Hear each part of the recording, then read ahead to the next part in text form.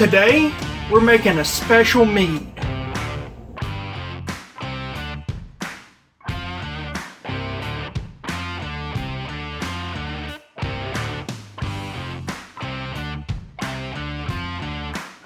Okay, thank you for joining us on the Four Seasons Ken Johnson. This is kind of unusual. I don't normally enter contests just to boost my ego. I've won contests for my art. I've won contests for my books. But those are actually for selling. I mean, people buy once they hear that you're award winning. I don't sell my mead. By law, I can't. And I pretty much consume all my mead. If I don't consume it, it's friends or family that consumes it. And so I have no great purpose to really care what others think. But I guess maybe it's because I need a little ego boost, or I don't know what it is, but for some reason I'm entering this mead contest. I'm going to enter a few meads in, and this is one they're doing a kind of a cattle call. It's called Mead Stampede, and it's a very specific mead, and it's kind of screwy the way they're doing it. They're telling you that's chai, pear, and honey. That is the ingredients you must have. They don't tell you what type of honey. They don't tell you how much pear juice or what type of pear juice. They don't tell you what spices to put in it. It has to be a vanilla chai. That we know. So it's really kind of weird. You don't know if it's a sack mead or if it's a hydromel. You don't know if it's sparkling or if it's still. All that, you're basically making a mead, and the one that is closest to the mead that they made wins. So this is probably the most ludicrous thing I have ever done in my life as far as just a contest or anything like that. One of my fellow mead makers said that it's equivalent to estimating the number of gumballs in a gumball machine. I kind of concur with it. It's kind of silly, but I'll go along with it. So I've got an empty, sterilized water jug. This is going to be my fermenter. It's always my fermenters on these. To that, the problem is finding all the spices and stuff. This is not an easy one to do. So I had to find pear juice first, which pear juice is hard to find, and when you do find it, it is expensive. And it's kind of funny because pear hardly has a flavor. And this is not pear season. So it's really kind of screwy. I did find Luza is the brand, and they sell it at Walmart. They sell it at Publix. They sell it in a bunch of places. It is the only affordable one out there that I have found. So I'm going to pour in, and it's from Belgium, which I think it's interesting that we do not have producers here in America that can cost effectively produce pear juice. And part of the reason is because of our legal structure. Our legal structure really makes it hard for farmers to produce things cheaply and then to bottle it and everything, because there's so many limitations. It is the same reason why it's so hard to make mead in America. The legal structure is so onerous. So I've added This is 1.05 quarts. Okay. Then I've got a Meyer lemon. And what I did is I juiced half the lemon. And lemon and pear tend to go very well together. They're a classic pairing. And you also need a little bit of acid, not much, but a little bit of acid when you're fermenting. Your yeast needs it. There's some acid from the honey, but not a lot. This is Tupelo honey. Anybody that's never had Tupelo honey, this is Gillies raw Tupelo honey. I normally boil my honey.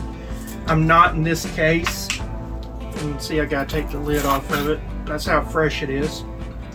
But what I'm gonna do is I'm gonna pour this in. I did not heat this up. You should heat up your honey, but I did not.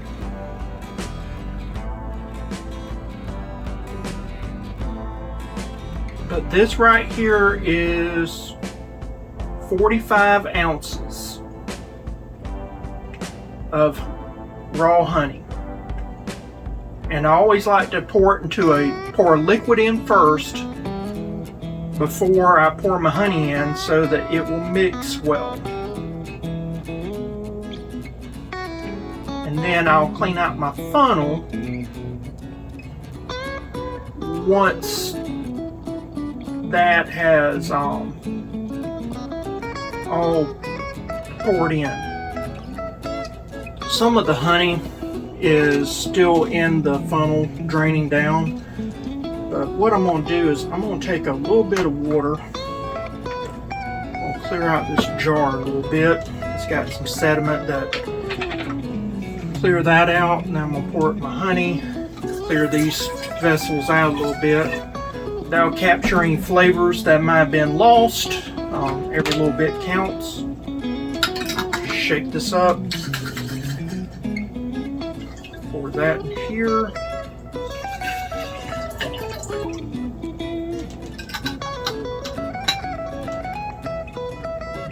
Take this. Shake this up.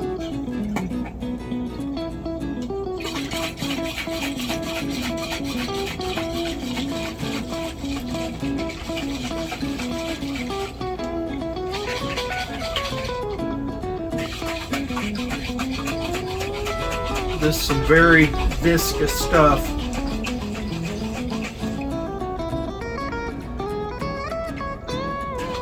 I mean viscous.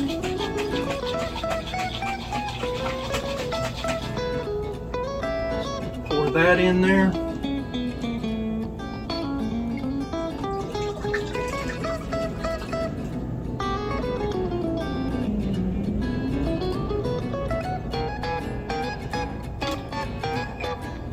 Now,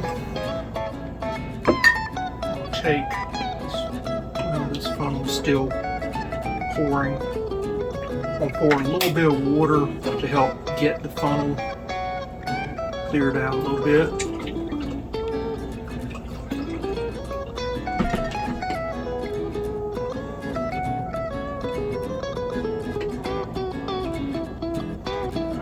Now, I'm going to shake this, and the shaking, it really does two things. It incorporates the honey into what will become the must. But the other thing that it does, it aerates. And your yeast is going to need some air at some point before it goes into an anaerobic process. So I'm going to do this for a little bit, and we'll cut and come back in a little bit.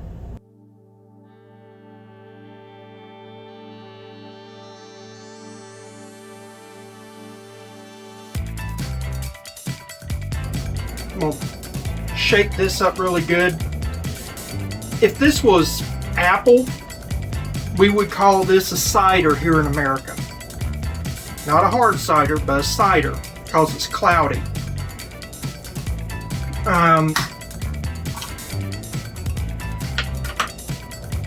Technically, any fermented apple or pear is a cider from a historical standpoint. More contemporary times, we have a culture that recognizes that a pear cider that is when you make a pear cider, you're actually making what's known as a perry. So if it's apples, we now call it cider. If it's pears, we call it a perry. There's absolutely no difference. It's just fermented pear or apple juice. But we like to give weird names to stuff. Alright. Now, again, I have some peel. It's roughly half a peel of my Meyer lemon that I got off my tree at the house. So I'm putting half a peel. I put it in the oven and let it dehydrate just a little bit because there's some debate now that using fresh zest does not impart as well as dried zest. So we're going to try that out. The other thing is that my sister-in-law has some satsumas up in Alabama. And so the satsuma that she has is a very good satsuma tree. It's really a mandarin. I wouldn't say satsuma, I'd say it's a mandarin. But anyway, we're going to use these orange peels and put that in there for extra flavor to give kind of a chai flavor because chai uses a lot of citrus peel.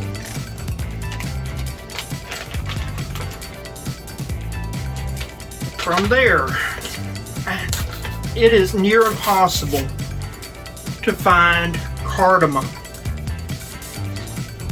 and there's different types of cardamom. I'm talking about green cardamom. So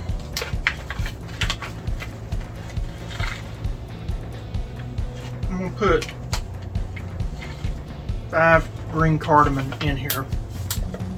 I had to order these from Sri Lanka.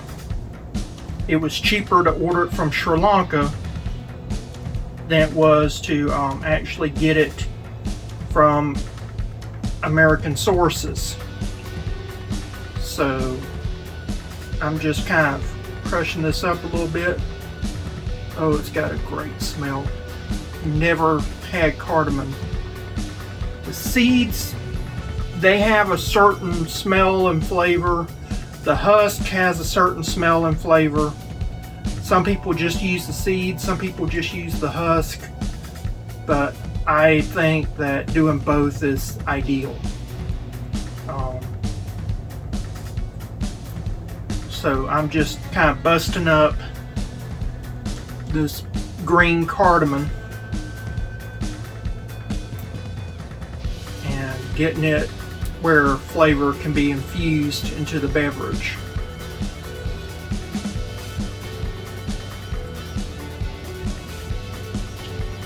I don't want to use like something like Tazo. Some people use Tazo in their, or they're doing Tazo or some other type of chai tea in their mead making process, because I want to put the tannins in afterwards. Tannins can be used to filter out your meads, and they can help with mouthfeel, but I find that adding the tannins in afterwards rather than in primary, which this is called in primary, that I find it does better. Now, I'm going to get some star anise. I can't get any here. There's no star anise around here. I've got some cloves. I've got some allspice. I've got some cinnamon. I am not going to put any of that in there, and I'm trying to get fresh vanilla beans, or get vanilla beans, not fresh vanilla beans because they're fermented. But trying to get vanilla beans is near impossible. So I've got to order those and get those. The next step in this process, I'm going to use a whole packet of Red Star Premier Rouge. And this is a red wine yeast, but I'm a big fan of using red wine yeast with non-red wine products. And this is coming out everywhere. I'm making a mess again. Red Star is notorious for having difficult packaging. People tend to put too little yeast in their brews. If you have too little yeast in your brew, what will happen, everybody talks about off flavors. Then they're like, why am I getting off flavors? One of the reasons why you're getting off flavor in your mead is because you did not have enough yeast. It's almost impossible to overpitch yeast, which that just means add yeast into the must. It's almost impossible to overpitch, but it is definitely very easy to underpitch. And a lot of people underpitch. Now this is kind of thick and viscous, so I'm not going to add much more water to this. In fact, I'm probably going to leave it like this and give enough head space. What I'm going to do next is I'm going to take a reading. And before I put it in this container, I always sterilize it. Everything in the container's been sterilized. So I'm going to put this in here now. You gotta be careful because this is glass. I don't have a Herculometer. Those are made out of plastic. So what I'm going to do is take a small sampling and I'm going to see what my reading is. Everything's been sanitized. That's critical with this stuff.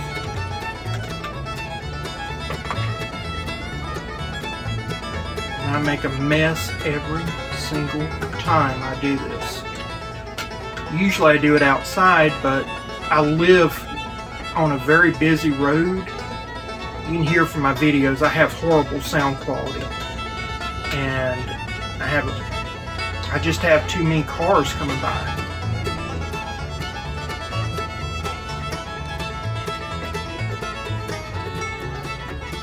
So I'm trying my best.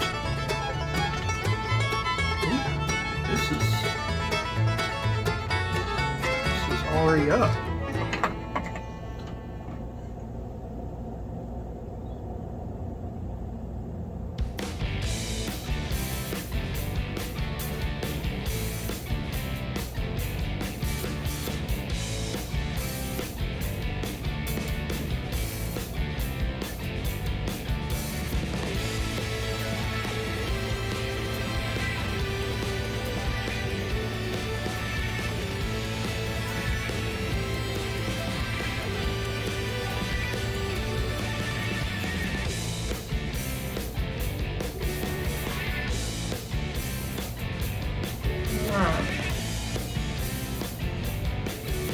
So this is 1.140. That's the reason why I'm pulling this up, just to make sure I'm right.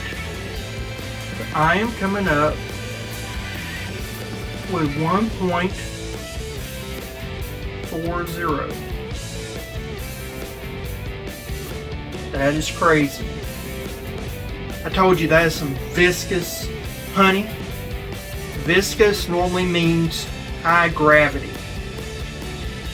So this is going to be a very, very, very, very sweet wine.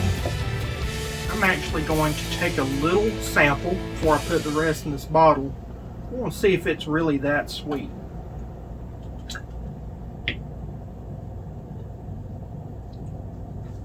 Oh yeah, it is definitely that sweet.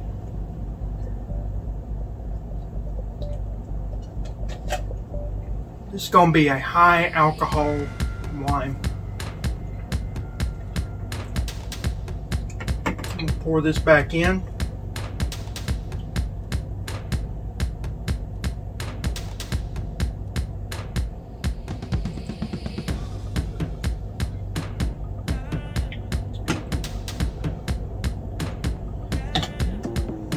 And I'm going to cap this. And then we'll put a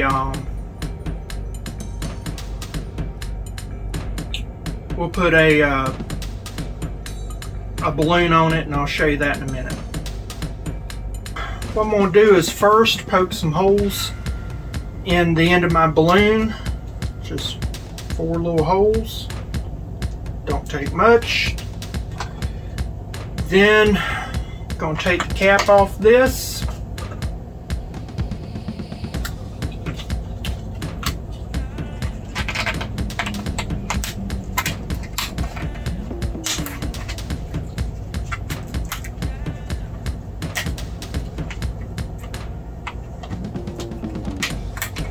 And we're going to let this get tied up with some, this is quilting thread, just some white quilting thread. Small amount. Cut that.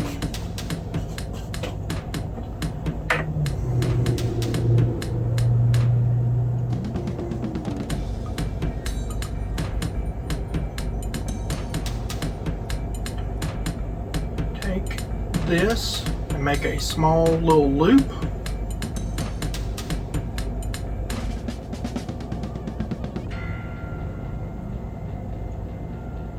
Run it through.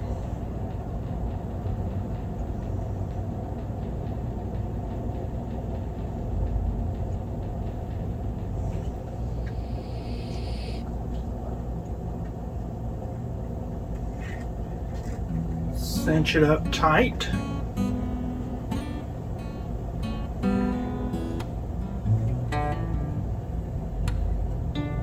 Then take the two and start crisscrossing them around. And all this does is this secures the balloon so it don't fly off. The hole creates an airlock, super cheap airlock, and that's the system. We'll let this sit and ferment for about, I don't know, maybe a month. After a month, we will, whenever the balloon lays down, we'll call it that. Whenever the balloon lays down, then we will then go and start adding stuff in secondary. Now, what I did is I looped around several times, and people ask me, why do you do several loops? It's a modification off of a butcher's knot.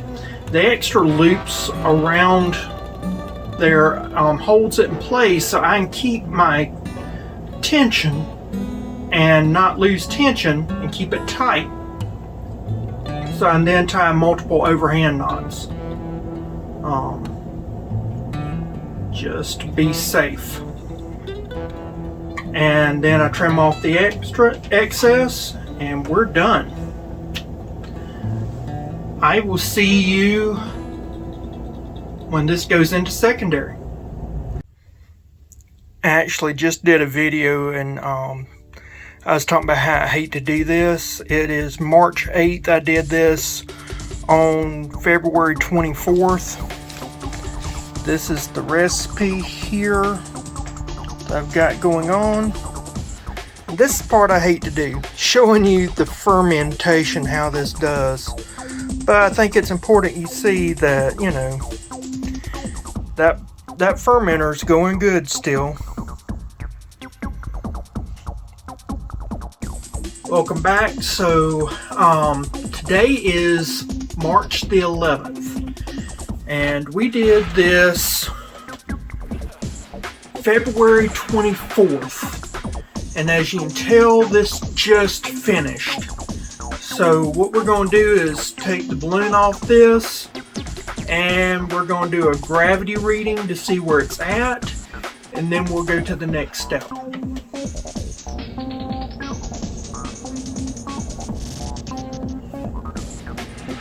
Alright. It was originally at 1.140. Today, 3/11/2022, it's 1.070. Okay. So there's still a lot of fermentable sugars in this. Sorry about that. The dog was causing a problem. You hear that barking in the back. See what this tastes like.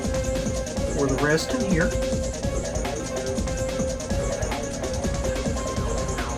It still has a very, very, very strong honey flavor or honey smell to it. Not flavor. Don't know what the flavor is yet.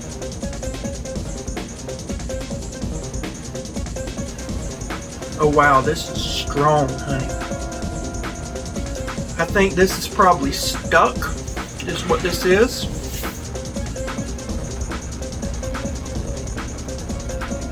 I don't think this is done yet, by a long shot.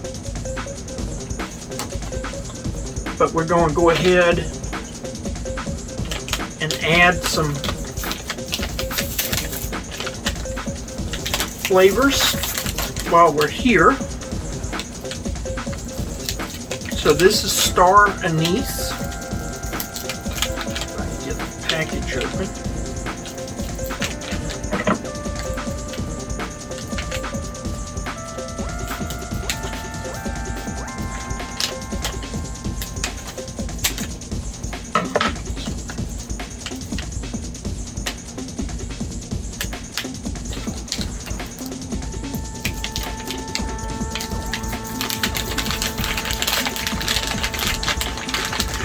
So this star anise has almost a licorice taste to it, or smell to it. Also has a licorice taste somewhat. I'll put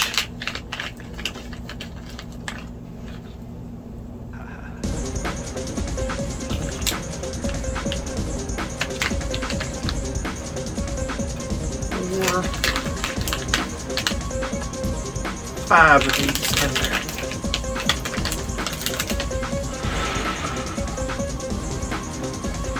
So I've got my recipe here, writing down, I'm doing 5 of these.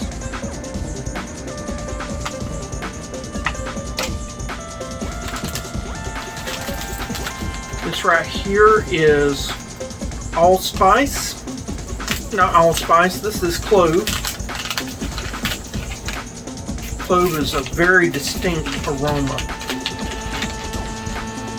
There's really no describing it other than clove.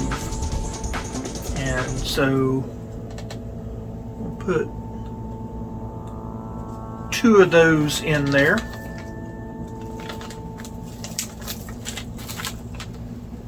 Add that to the recipe.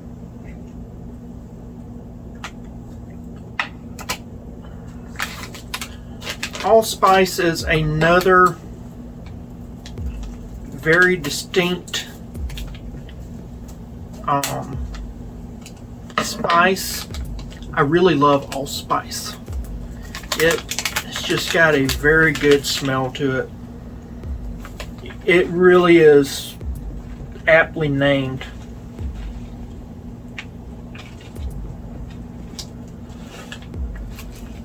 Put 2, 4, 6, 8, 10, 12, 14,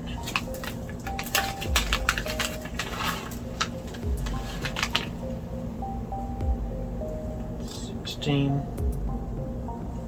18, 20. Alright, so we're going to do 20 allspice berries. I normally go a little bit more heavy-handed with allspice, but in this case I'm not, because the pear is supposed to be really there and it's not. So I'm gonna have to do something with the pear. We're probably gonna have to make this into a bigger ferment and get me some more pear in here. I may also have to go up to champagne yeast. I really don't want to do that. Champagne yeast can rip away flavors. I just don't really want to do that.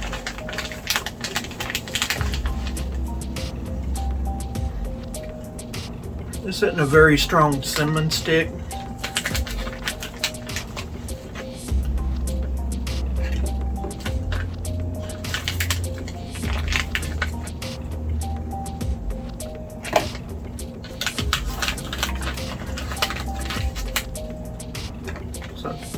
Yeah, these are not very strong cinnamon sticks. Padilla brand is not known for being strong, so if it looks like I'm over spicing stuff, I'm not. I'm actually using a cheap spice for a reason. The reason why is that the weaker your spice is, which seems counterintuitive, but the less likely you are to overspice. That is just a very weak smelling.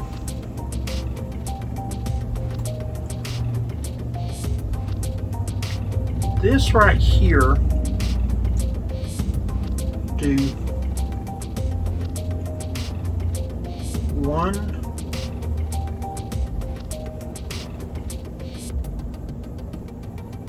2,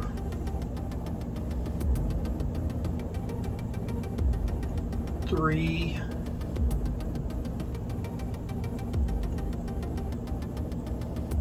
4. I'm spilling this on the outside.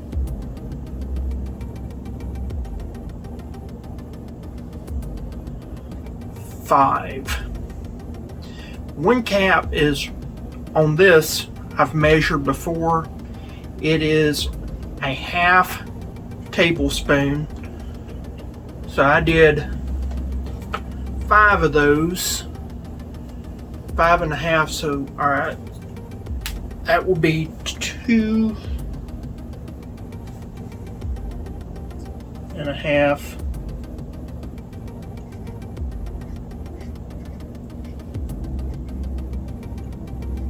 Tablespoons vanilla extract. I wanted pods, but can't get vanilla pods. It's very difficult to get that. I may end up having to add water to this. We'll see. Okay, so now we got the airlock back on here. We're going to let this set, go through another ferment. If I have to do something else, I may add something else to it. I don't know yet. I know it's going to need some tannins, but I was going to put that at the end. I want to see what happens here. I think that this is going to go through another fermentation process. I'm hoping it will get that alcohol cheat through some of the sugars, and I'm hoping that the alcohol that's being produced will be enough to extract some of the flavors out of these spices, because it doesn't have a spice flavor now. I don't want to over season it, but it needs something. So we're going to let this sit, and I'll let you know what happens next.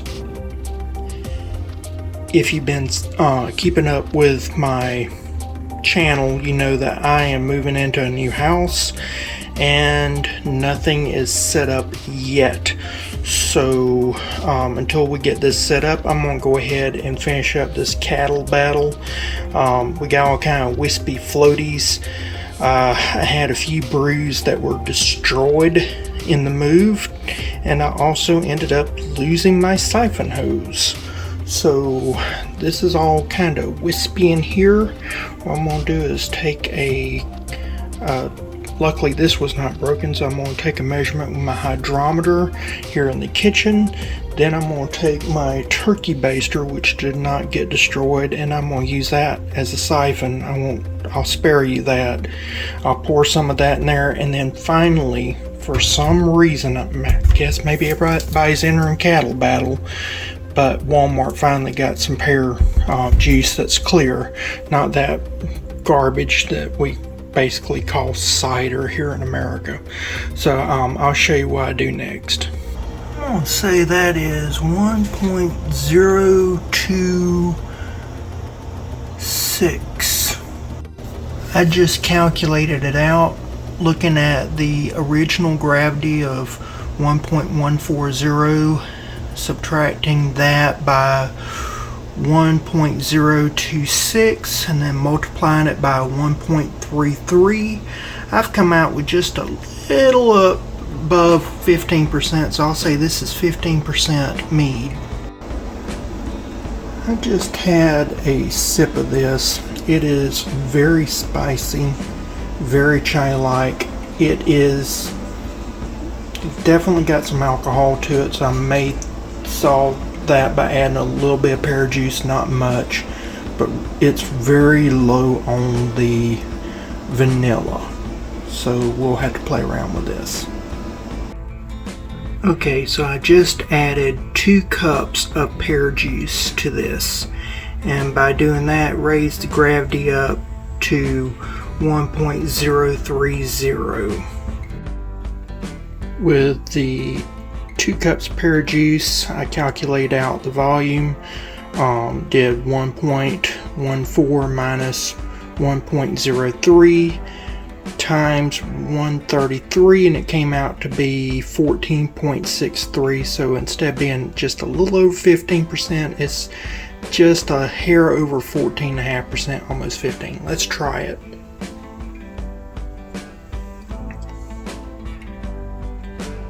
Oh yeah, lots better.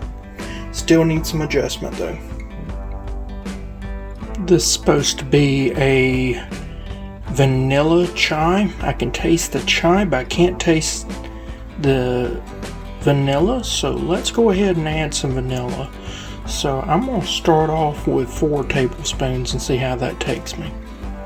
If nothing else, color has greatly changed, gotten darker. Let's try it.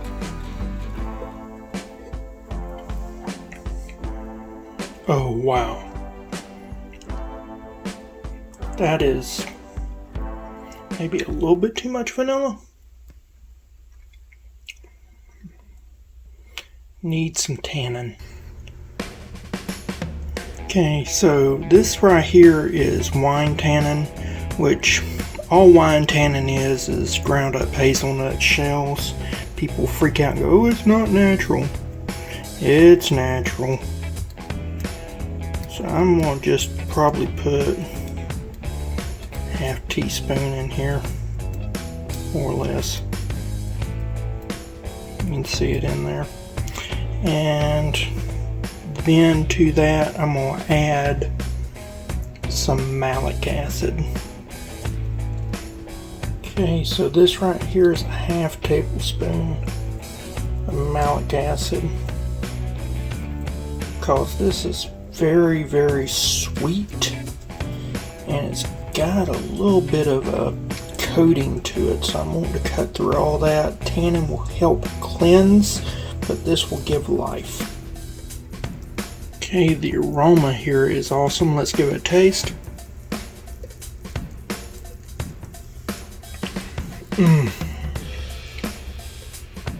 Oh, it's got a little bit of a bite to it now. It tastes fresh, it tastes crisp.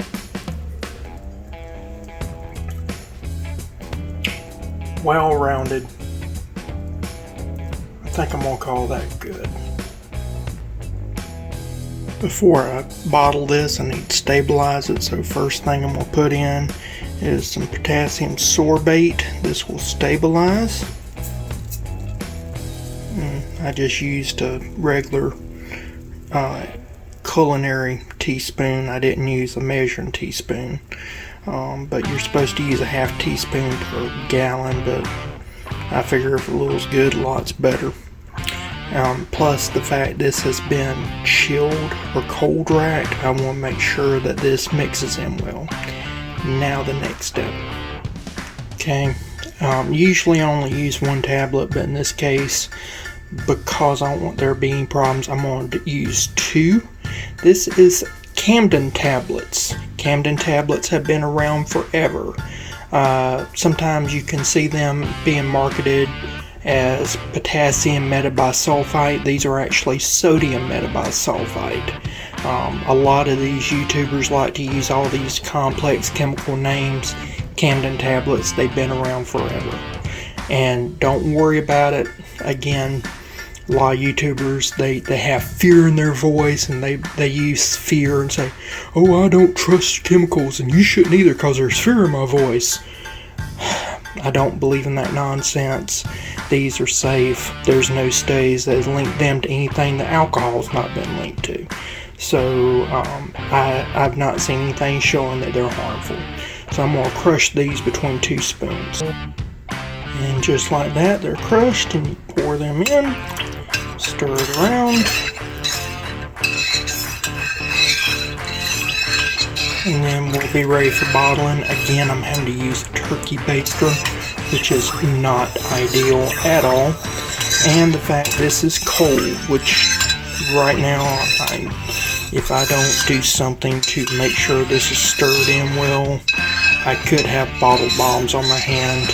I don't want that, so I'm going to stir for a while, make sure this is good. Now it's time to get capping. Here are my 3 entries right here for the cattle battle, and one that I'll do for a tasting later in about a week or 2.